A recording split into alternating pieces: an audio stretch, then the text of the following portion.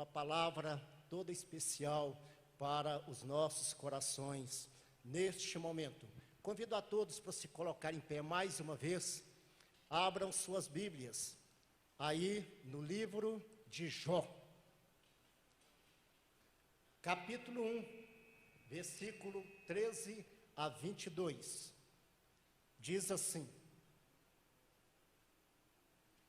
certo dia, quando os filhos e as filhas de Jó estavam num banquete, comendo e bebendo vinho na casa do irmão mais velho, um mensageiro veio dizer a Jó: os bois estavam arando, os jumentos estavam pastando por perto, os sabeus atacaram e os levaram embora. Mataram à espada os empregados, e eu fui o único que escapou para lhe contar.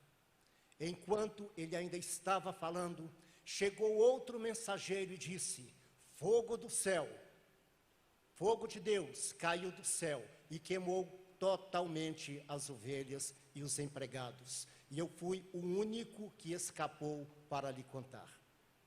Enquanto ele ainda estava falando, chegou outro mensageiro e disse: vieram caldeus e 3 bandos atacaram os camelos e os levaram embora. Mataram à espada os empregados, e eu fui o único que escapou para lhe contar. Enquanto ele ainda estava falando, chegou ainda outro mensageiro e disse: seus filhos e suas filhas estavam no banquete, comendo e bebendo vinho na casa do irmão mais velho, quando de repente um vento muito forte veio do deserto e atingiu os 4 cantos da casa, que desabou. Eles morreram e eu fui o único que escapou para lhe contar. Ao ouvir isso, Jó levantou-se, rasgou o manto e rapou a cabeça. Então prostrou-se no chão em adoração e disse: saí nu do ventre da minha mãe e nu partirei. O Senhor o deu, o Senhor o levou. Louvado seja o nome do Senhor. Em tudo isso, Jó não pecou, nem de nada culpou a Deus. Vamos repetir o que Jó disse: louvado seja o nome do Senhor. Vamos lá? Louvado seja o nome do Senhor. Aleluias. Oremos.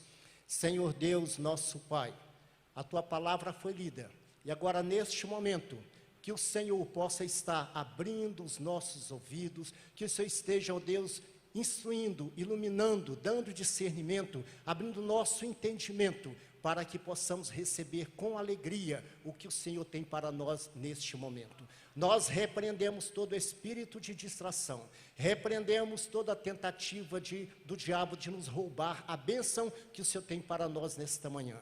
Esta é a nossa oração no nome do Senhor Jesus. Amém. Os irmãos podem assentar. Glória a Deus. Ainda falando de restauração, lembrando que este ano foi o ano que Deus colocou no nosso coração estarmos meditando sobre restauração. Grandes coisas Deus já tem feito nas nossas vidas, na vida desta igreja. Olha que maravilha o que está acontecendo entre nós. No mês passado tivemos aí vários irmãos sendo batizados. No próximo mês teremos mais um grupo, e Deus está chamando, Deus está trazendo mais pessoas, Deus está restaurando a nossa igreja, está restaurando as nossas vidas, Deus está restaurando este mundo, e por isso nós louvamos o nome do Senhor. Hoje, para falar de restauração, eu preparei esta mensagem, instruído por Deus. Vamos falar sobre de provação e restauração. Por isso que eu escolhi esse texto de Jó. Por favor, coloca aí a introdução. O que é que diz aí na introdução? Diz o seguinte: quando falamos sobre provação, depois de Abraão, que ofereceu seu filho Isaque como prova de amor a Deus, o primeiro personagem que vem à nossa mente é Jó. Por quê? Suas provações foram tão duras que alguns chegam até mesmo a duvidar da veracidade da sua existência, afirmando que se trata de uma alegoria, ou seja, que talvez ele nem tivesse existido. Mas, após ser provado e aprovado, Jó foi restaurado por Deus. E é isso que Deus tem para cada um de nós nesta manhã. Não importa o que você esteja passando, não importa qual é a sua provação, se é na vida financeira, se é na vida familiar, se é na saúde, seja lá o que for, de uma coisa você pode ter certeza: por mais difícil que seja o momento que você está vivendo, não chega nem perto do que aconteceu na vida de Jó. Na semana passada, recebi na minha casa uma pessoa que conheci lá na juventude, hoje, 30 e tantos anos depois de muitos anos, né, que recebi na minha casa de surpresa, nem sabia. E aquela mulher chorava tanto e clamava e falava que não entendia o que estava acontecendo com ela. E ela chorava principalmente devido à perda do seu filho, que foi assassinado, chegando no trabalho. Diz que isso aconteceu há uns 4 ou 5 anos atrás, mas até hoje essa mulher não dorme, vive tomando remédio para dormir, calmante, fazendo terapia, e ela não entende, ela não aceita aquela situação. E eu fiquei ouvindo, falando, misericórdia, realmente é muito triste. Por quê?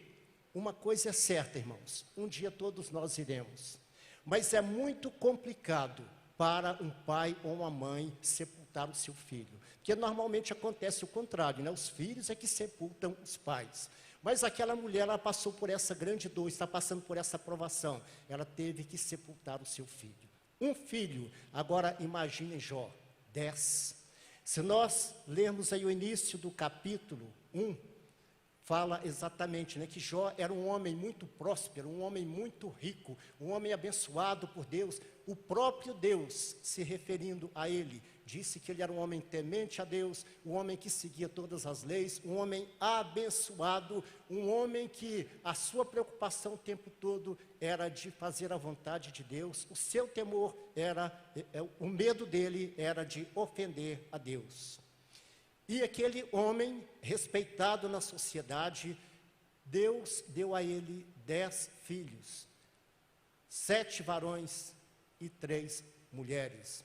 E o texto fala também que era uma família assim, tão harmoniosa, uma família tão abençoada. Aqueles filhos viviam numa harmonia tão grande, que pelo menos uma vez por mês, imagino, eles se reuniam na casa de um daqueles irmãos para fazer uma festa, né? Um happy hour, um churrascão, e ali eles comiam, ali eles tomavam vinho e faziam aquela bela festa. Inclusive Jó, depois daquela festa, devido ao seu temor a Deus, ele reunia os seus filhos para fazer um sacrifício, oração pelos seus filhos, porque de repente, qual que era o medo de Jó? Se naquelas festanças ali, algum daqueles filhos tivesse cometido algum pecado contra Deus, tivesse ofendido a Deus. Por isso, Jó reunia os seus filhos e orava, fazia sacrifícios em favor deles, para que não houvesse nenhum pecado sobre a vida deles que os afastasse da presença de Deus. Então era um homem realmente abençoado, um homem que realmente tinha as mãos de Deus sobre a vida dele. E ainda no início do capítulo, né, contando a história, diz que certo dia Deus estava reunido ali com seus anjos, numa audiência, quando de repente quem entra na fila? Satanás. Quando Deus olhou para ele e falou, e aí Satã, como vai? O que você tem feito, né? Por onde você tem andado? E ele responde para Deus, vagando por aí. Porque se há uma coisa que Satanás realmente é um vagabundo, né? Ele anda por aí porque realmente não tem o que fazer. A sua única missão aqui no mundo é de estar vagando, nos rodeando, tentando nos acusar diante de Deus e nos tirar da presença de Deus. Porque ele nos odeia, ele odeia a Deus, ele não aceita essa comunhão que nós temos com Deus, essa proximidade, esse amor, porque afinal nós fomos feitos à imagem e à semelhança de Deus, e o diabo não aceita isso, então ele quer concorrer com Deus o tempo todo. Mas quando Deus pergunta para ele, por onde você tem andado? Ele fala, tenho vagado, tenho andado pela terra. E Deus então pergunta para ele, e aí, você tem visto lá o meu servo Jó? Olha, porque aquele ali realmente é o cara. Aquele ali, ele teme a Deus, ele faz a vontade de Deus, ele se afasta do caminho do mal. É um homem que realmente mantém os seus filhos na presença de Deus. O diabo então deu aquela risadinha e falou: mas também, né? Do jeito que o Senhor trata aquele homem, como é que ele não vai te amar, como que ele não vai te adorar? O Senhor deu a ele riquezas, uma saúde de ferro, uma família bonita, aqueles filhos saudáveis lá, se confraternizando, né? E aquela coisa toda, aquela harmonia. Claro que ele não vai deixar de te adorar, mas eu faço uma aposta com o Senhor. Tira essas coisas que o Senhor deu a ele, tira as suas mãos sobre a vida dele, e o Senhor vai ver se ele não vai blasfemar, e se ele não vai falar mal do Senhor. E Deus então topou o desafio do diabo, né? Porque ele conhecia o coração de Jó, assim como ele conhece a cada um de vocês que estão aqui, a cada um de nós. Ele sonda a nossa mente, o nosso coração, e por isso que ele permite a provação na nossa vida, assim como ele permitiu na vida de Jó. E Deus então falou para Satanás: ok, já que é dessa forma que você pensa, se você acha que ele me adora simplesmente por causa daquilo que eu faço por ele, então você pode tocar nos seus bens, mas não toque na sua vida. A vida dele não me pertence. Eu dei a vida e só eu posso tirar a vida. Mas pode tocar nas outras coisas. Então nós acabamos de ler aqui, né? Que primeiro chega um belo dia, estavam lá os filhos de Jó reunidos na sua festinha, quando de repente chega um dos empregados de uma das fazendas e fala: Senhor, apareceu um bando inimigo, levou seus camelos, suas ovelhas, suas vacas, colocou fogo em tudo, matou todo mundo, e só eu sobrei para vir aqui te dar a notícia. Daí a pouco chega um segundo, daí a pouco chega um terceiro, e por último vem a pior notícia, porque conforme alguns dizem por aí, desgraça pouca é bobagem, né? Então diz que um mal acaba atraindo outro mal. Misericórdia está repreendida em nome de Jesus. Mas infelizmente foi o que aconteceu na vida de Jó. E Jó, mal ele teve tempo de entender o que estava acontecendo, logo vinha uma outra provação. E Jó realmente, ele não sabia o que estava ocorrendo, mas de uma coisa ele tem certeza: Deus estava no controle da sua vida, assim como ele está no controle na vida de cada um de nós aqui nesta manhã. O que nós aprendemos com esta lição? Tiago, no capítulo 5, versículo 11, ele diz o seguinte: que nós devemos nos alegrar, que devemos nos regozijar diante das provações, diante do sofrimento. Que coisa mais esquisita, né? Você está sentindo dor, você está sofrendo, você ainda vai se alegrar, você ainda vai se regozijar? Sim. Este é o propósito de Deus, essa é a orientação. Ao invés de ficar se lamuriando, ao invés de ficar se lamentando, ao invés de ficar até mesmo blasfemando contra Deus, porque muitas vezes quando nos encontramos numa situação como essa que Jó se encontrou, quando nós não entendemos o que está acontecendo, nós ficamos perguntando para Deus: Senhor, como assim? Eu já orei, parece que o céu está forrado de bronze, que minhas orações não conseguem ultrapassar o teto. O Senhor me abandonou, o que eu fiz de errado? O pior é isso, porque geralmente nós ficamos nos perguntando: será que isso é um castigo de Deus? Eu estou passando por isso, essa provação é porque eu cometi algum ato contra Deus? Não, meus irmãos. Por isso que Tiago está falando: olha, quando você estiver sendo provado, ao invés de ficar lamentando, regozije-se, alegre-se, louve a Deus, glorifique o nome do Senhor. Foi o que Jó fez. Jó deu graças a Deus, mesmo diante da provação, porque ele tinha certeza do Deus que ele adorava, do Deus que ele servia, porque no final Deus restauraria todas aquelas coisas que ele havia perdido. Ele não sabia como, mas de uma coisa ele tinha certeza: Deus, a obra que ele começa, ele há de completar. E você pode ter certeza que quando Deus colocar você diante de uma provação, não é para te castigar, mas pelo contrário, Deus está te preparando para um estágio superior, para derramar sobre você bênçãos ainda maiores do que aquelas que ele já tem derramado. Vamos imaginar um aluno lá na escola. O aluno estuda, no final do bimestre, do semestre, no final do ano, ele passa por uma prova. Qual que é o objetivo? É para punir aquele aluno? Não, mas é para prová-lo, para saber se ele já está apto a assumir um grau superior. Então, se você está passando por provação, dê glórias a Deus, porque você não está sozinho. Deus está aí segurando na sua mão, Deus está te sustentando, Deus está te preparando para te levar no nível superior, até aquele grandioso dia que você estará eternamente com o Senhor. Amém? Você crê nisso? Aleluias!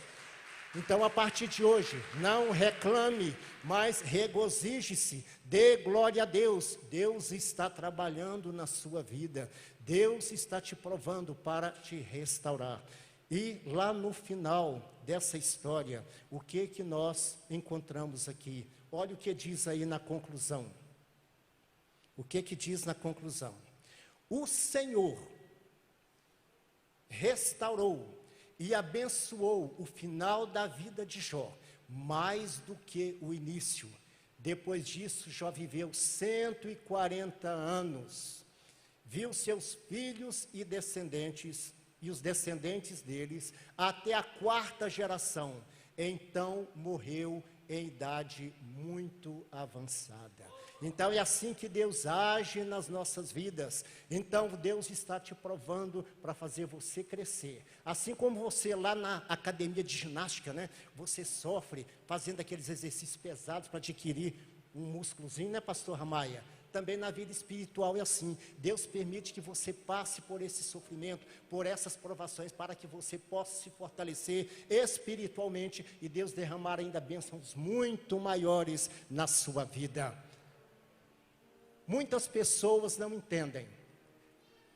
Quando alguém está passando por sofrimento, por provação, assim como Jó, ainda encontra forças para louvar a Deus, para glorificar, para bendizer o nome do Senhor. Realmente é difícil entender isso, né?